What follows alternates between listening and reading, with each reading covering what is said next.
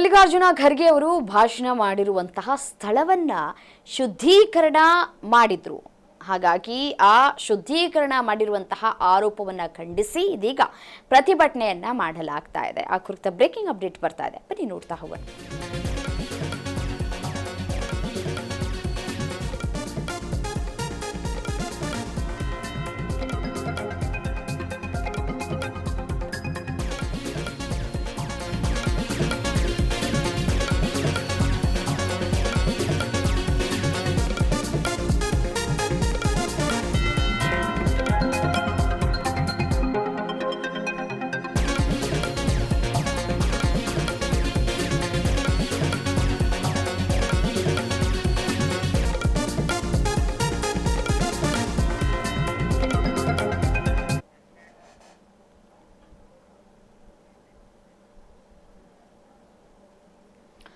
ಹುಮನಾಬಾದ್ನಲ್ಲಿ ಕಾಂಗ್ರೆಸ್ನಿಂದ ಬೃಹತ್ ಪ್ರತಿಭಟನೆಯನ್ನು ನಡೆಸಲಾಗ್ತಾ ಇದೆ. ದೃಶ್ಯಾವಳಿಗಳಲ್ಲಿ ಗಮನಿಸ್ತಾ ಇದ್ದೀರಿ. ಮಾಜಿ ಶಾಸಕ ರಾಜಶೇಖರ ಪಾಟೀಲ ನೇತೃತ್ವದಲ್ಲಿ ಈ ಒಂದು ಪ್ರತಿಭಟನೆ ನಡೀತಾ ಇದೆ.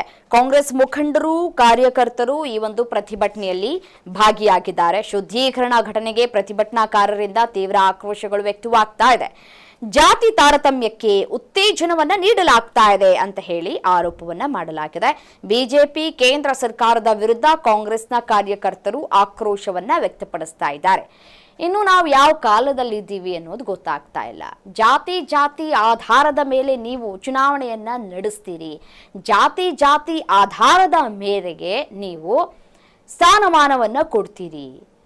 ಜಾತಿ ಆಧಾರದ ಮೇಲೆ ಈ ರೀತಿಯಾಗಿ ಸ್ಥಳವನ್ನ ಶುದ್ಧೀಕರಣ ಮಾಡುವಂತಹ ಕೆಲಸಕ್ಕೆ ಮುಂದಾಗ್ತೀರಿ. ಯಾವುದನ್ನ ಜನ ಅಕ್ಸೆಪ್ಟ್ ಮಾಡ್ಕೊಳ್ಬೇಕು ಅನ್ನೋದೇ ಸದ್ಯಕ್ಕಿರುವಂತಹ ಗೊಂದಲ. ಒಂದು ಕಡೆಯಾದ್ರೆ ಖರ್ಗೆ ಅವರು ಭಾಷಣ ಮಾಡಿದ್ರಲ್ಲ, ಆ ಸ್ಥಳವನ್ನ ಶುದ್ಧೀಕರಣ ಮಾಡಲಾಯಿತು. ಇದು ಎಷ್ಟರ ಮಟ್ಟಿಗೆ ಸರಿ ಅನ್ನುವಂತಹ ವಿಚಾರವನ್ನ ಇಟ್ಕೊಂಡು ಪ್ರತಿಭಟನೆಯನ್ನ ಹುಮನಾಬಾದ್ನಲ್ಲಿ ಕಾಂಗ್ರೆಸ್ನಿಂದ ಮಾಡಲಾಗ್ತಾ ಇದೆ. ಮಾಜಿ ಶಾಸಕ ರಾಜಶೇಖರ ಪಾಟೀಲ ಅವರ ನೇತೃತ್ವದಲ್ಲಿ ಈ ಪ್ರತಿಭಟನೆ ನಡೆಸಲಾಗ್ತಾ ಇದೆ. ಕಾಂಗ್ರೆಸ್ನ ಮುಖಂಡರು ಮತ್ತು ಕಾರ್ಯಕರ್ತರು ಭಾಗಿಯಾಗಿದ್ದಾರೆ. ಶುದ್ಧೀಕರಣ ಯಾಕಾಗಿ ಮಾಡಿದ್ರು? ಈ ಜಾತಿ ಆಧಾರದ ಮೇಲೆ ವಿಷಬೀಜ ಬಿತ್ತುವಂತಹ ಕೆಲಸಗಳನ್ನ ಬಿಜೆಪಿ ಸರ್ಕಾರ ಮಾಡ್ತಾ ಇದೆ ಅಥವಾ ಬಿಜೆಪಿ ಅವರು ಮಾಡ್ತಾ ಇದ್ದಾರೆ. ಇದು ಎಷ್ಟರ ಮಟ್ಟಿಗೆ ಸರಿ ಅನ್ನುವಂತಹ ಪ್ರಶ್ನೆಗಳನ್ನ ಕೂಡ ಮಾಡ್ತಾ ಇದ್ದಾರೆ. ಅದೇ ರೀತಿಯಾಗಿ ನಮ್ಮ ಜಾತಿಯವರು ಬಿಜೆಪಿಯಲ್ಲಿ ಯಾರು ಇಲ್ವಾ? ಬಿಜೆಪಿಯಲ್ಲೂ ಕೂಡ ಸಾಕಷ್ಟು ಮಂದಿ ಇದ್ದಾರಲ್ಲ. ಅವರು ಬಂದು ಹೋದಂತಹ ಸ್ಥಳವನ್ನ ಹೇಗೆಯೇ ಶುದ್ಧೀಕರಣ ಮಾಡ್ತೀರಾ?